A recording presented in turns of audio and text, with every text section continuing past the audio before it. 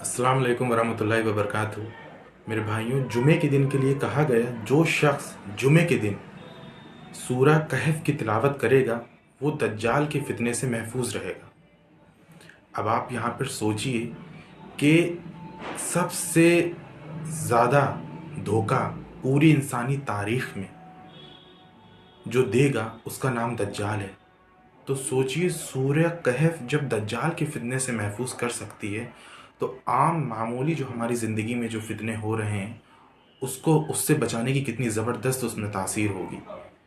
यानी कि सूरह कहफ में कुछ ना कुछ तो ऐसा है, कुछ ना कुछ उसमें ऐसी तासीर है, ऐसे मज़ामीन हैं कि जो हमारी हिफाजत करेंगे, जो हमारी नज़र को नज़र बद से बचाएंगे, हमारी नज़र की हिफाजत करेंगे और हमें वो दिखाएंगे जो हम आम दिनों में नहीं देख पाते।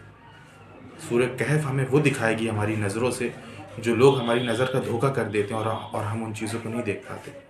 तो हमें चाहिए हम हर जुमे को सूरह कहफ की कसरत से तिलावत करने की आदत बनाएं ताकि हम आम फितनों से भी बचे रहें, और जब अगर हमारी ज़िंदगी रही दज्जाल के आने के वक्त तक तो हम दज्जाल के फितने से भी महफूज रहें। और इसको सब अपने घर में, अपने दोस्तों में, सबको इस बात को कहें आम।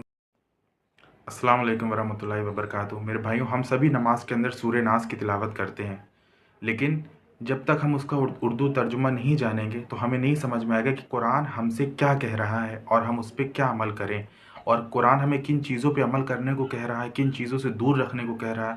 मेरे भाइयों, हमारा अक़ीदा अपने अल्लाह पर, उसकी किताब पर उतना मजबूत नहीं होगा। तो हमें चाहिए कि हम उर्दू तर्जुमा भी पढ़ें ताकि हम समझ पाएँ कि हम नमाज के अंदर अपने अल्लाह से क्या बात कर रहे हैं, किस चीज़ के बारे में ज़िक्र कर रहे हैं, या सूरह नास हमसे क्या कह रही है। तो शुरू करते हैं सूरह नास विद उर्दू तर्जुमा। बिस्मिल्लाहिर्रहमानिर्रहीम। शुरू अल्लाह का नाम लेकर जो बड़ा मेहरबान निहायत रहम करने वाला है।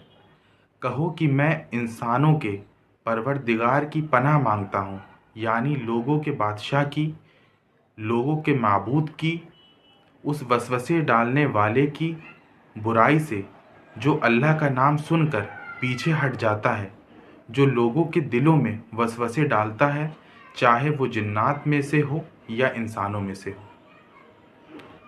तो आप सभी ने इसका तर्जुमा सुना, तो आप वैसे भी कोशिश किया करें जब कुरान पढ़ें या कोई सूरह याद करें तो उसका तर्जुमा भी साथ में याद कर लें।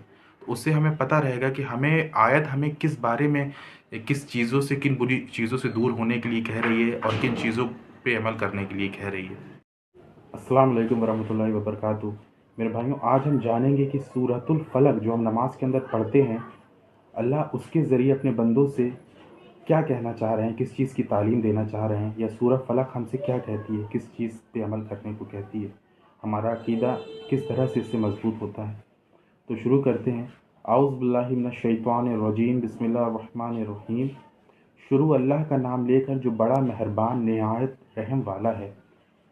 कहो कि मैं सुबह के मालिक की पनाह मांगता हूँ हर चीज़ की बुराई से जो उसने पैदा की, और अंधेरी रात की बुराई से जब उसका अंधेरा छा जाए, और गंडों पर पढ़ पढ़ कर फूंकने वालियों की बुराई से, और हसद करने वाले की बुराई से जब वह हसद करने लगे। अल्लाह हम सब को कहने सुनने से ज़्यादा इन बात में अमल करने की तौफीक अता फ़रमाए कि हम अपने अल्लाह के कलाम को, अपनी कुरान, अपनी किताब को तर्जुमे के साथ पढ़कर इस पे अमल करने वाले बन जाए, और हमें पता चले कि हमारा कुरान हमसे क्या कह रहा है।